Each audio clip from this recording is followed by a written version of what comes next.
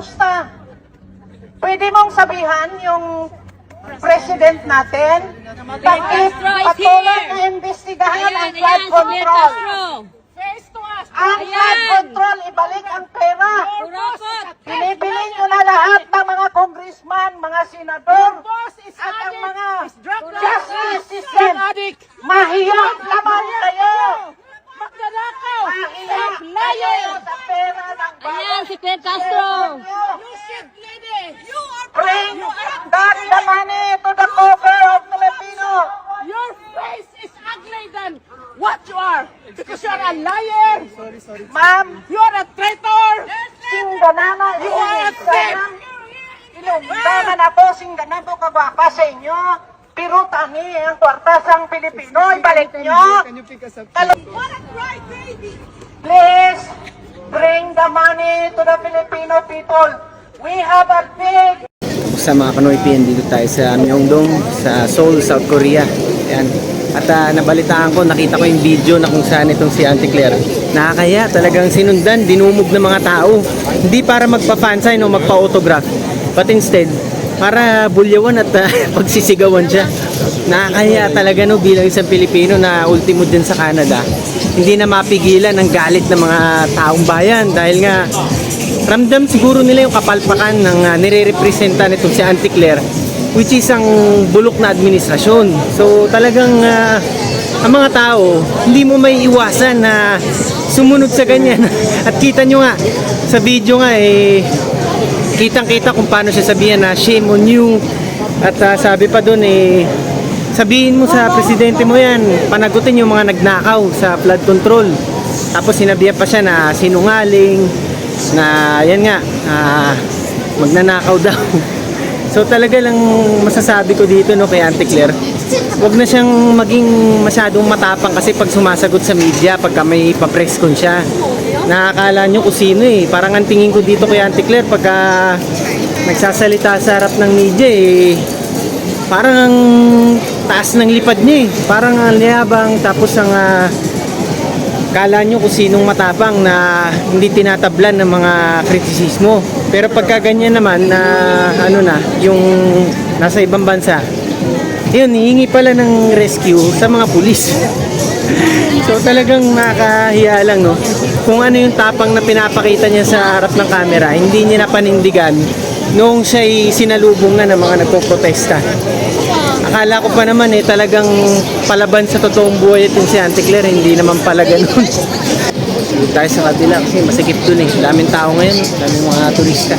So yan, marami kayong mabibili dito ng mga pang skincare dito sa Myeongdong. Pagka napunta kayo ng Korea, dito ang bilihan talaga ng mga yan. Mga damit yan, marami dito. Mga kainan din, marami. Tsaka street food, dito ang pinakamaraming mga street food. At ito, mabalik dun sa usapin nga kay Auntie Claire, no? Yan. Kung ako sa kanya, wag na niyang puntahan yung mga ganyan mga imbitasyon.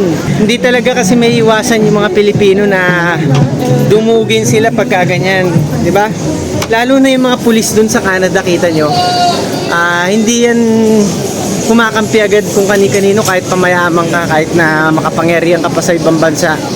Kasi hindi sila nababribe, hindi sila tumatanggap ng suhol. Kaya may mga prinsipyo yung mga pulis doon. Kita nyo, hindi agad kinampihan sila Auntie Claire, saka yung kasama niya. Sinabihan pa nung pulis yung mga tao doon na, sige, may karapatan naman kayong magsalita at magpahayag ng inyong saloobin o damdamin, di ba? Ganyan talaga mga police officer na tapat sa kanilang panunungkulan. Hindi tulad sa atin, karamihan, pera lang ang katapat, di ba? Tapos ito pa yung isa doon. Itong si Auntie Claire, ang daming tao, grabe. Isang mahabang street to, puno-puno ng mga stalls ng street food. Tapos yung Oliviang, marami dito, 3 yung branches dito. Bilihan ng skincare yun, mura, tsaka maraming mga makeup, ganyan. So ang sinasabi ko dito, wag na nilang palakihin pa kasi yung issue, no? Kung hanggat maaari, dyan na lang sila maghari-harian sa Pilipinas. Huwag na nilang pag-interesan pa yung umarap dyan sa mga ibang world leader, Eh, kita nyo, hindi naman din talaga tutulungan tayo ng mga yan eh. Dahil sa ngayon nga, ang sama pa ng lagay ng ating ekonomiya. Di ba? Bukod sa gastos lang ang napapala natin, investments, wala pa naman. Mga napako pa ata mga pinangako mga investments. Di ba? Hindi pa natin nararamdaman eh. Eh, umaani pa tayo ng kahihiyan galing sa mga banyaga. At ayan nga, safety issue rin to eh sa mga alipores ni BBM kasi syempre hindi nyo maiwasan. Buti nga hindi nga nang bato yung mga tao doon kung talagang violente yung mga yon. Eh sa tingin ko baka may nambato na doon, di ba?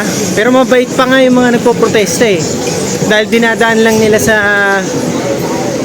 expression, no? Yung talagang nagsasalita lang sila, walang pisikalang ginawa. Kaya itong si Auntie Claire, mali yung sasabihin mong iniidolo nila eh violente.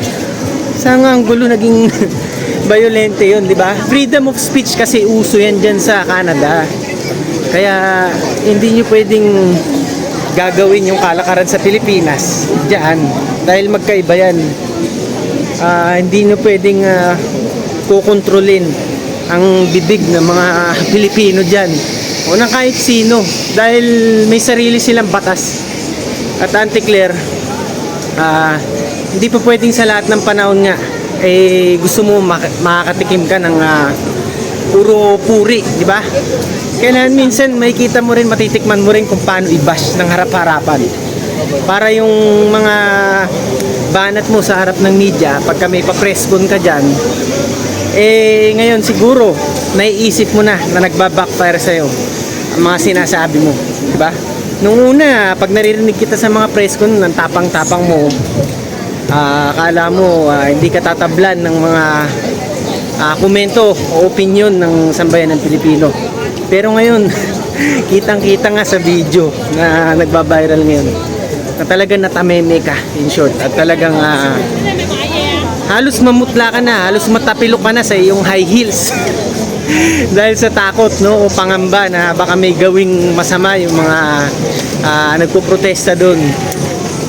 So ayan, bago ka kasi gumawa ng reels, Auntie Claire, next time, tingnan mo muna yung paligid dun sa labas. Tingnan mo muna kung may mga Pilipino doon, para safe. Hindi yung magre-reels ka tapos alam mo na may mga Pilipino, naglakas loob pa kayong ganyan. Magtataka ka pa kung sugurin kayo. Common sense na lang, Auntie Claire, ha? So ayan, medyo maingay na dito, ang dami mga tao, parami ng parami. Basta pag pupunta kayo ng Korea dito, daan kayo dito sa Myeongdong Street. At napakaraming mga bilihan dito ng souvenir. Napakaraming mga skincare, mga sapatos, damit. At yan, mga kainan din.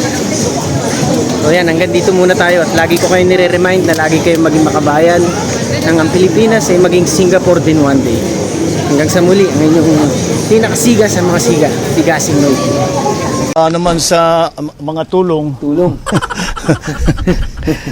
mga tulong na ibinibigay natin, walang trabaho ngayon. Trabaho?